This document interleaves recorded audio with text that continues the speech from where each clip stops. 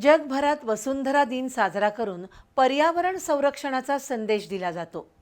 मात्र त्या दिवशीच राधानगरी तालुक्यातील दुर्गमानवाड बुरंबाळी मार्गावर मोठ्या प्रमाणात झालेल्या वृक्षतोडीमुळे पर्यावरण प्रेमींमधून संताप व्यक्त होतोय. अष्टबाभळासह विविध जातीच्या डेरेदार वृक्षांची कत्तल केल्यानं प्रशासनाला वसुंधरा दिनाविषयी काहीच देणंघेणं नाही का, असा प्रश्न उपस्थित होतोय.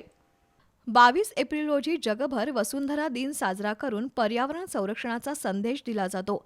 मात्र आजच्या दिवशी राधानगरी तालुक्यातील दुर्गमानवाड बुरंबाळी मार्गावर मोठ्या प्रमाणात वृक्षतोड झाल्याची घटना घडली.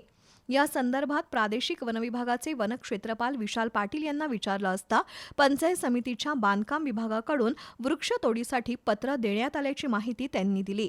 त्यानंतर बांधकाम विभागाचे उपअभियंता पी.ए. राव यांच्याशी संपर्क साधून नेमकी किती झाडं तोडण्यास परवानगी देण्यात आली, त्याचं मूल्यांकन किती झालंय, तसंच ही वृक्षतोड खरोखर आवश्यक होती का, असे प्रश्न आमच्या प्रतिनिधींनी उपस्थित केले.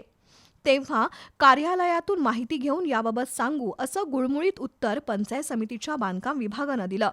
मात्र स्थानिक नागरिक आणि वन्यप्रेमींच्या मते संबंधित मार्गावर मोठ्या प्रमाणात अनेक वृक्षांची वाढ झाली होती. ही झाडं रस्त्याशेजारी असूनही वाहतुकीला कोणताही अडथळा नव्हता. असं असताना अचानक केलेली वृक्षतोड संशयास्पद असल्याचा दावा केला जातोय. संबंधित वृक्षतोडीची सखोल चौकशी करून नेमकी किती झाडं तोडण्याची परवानगी देण्यात आली याची माहिती जाहीर करावी, अशी मागणी वृक्षप्रेमींमधून होत आहे. बी न्यूजसाठी राधानगरीहून श्रीकांत जाधव.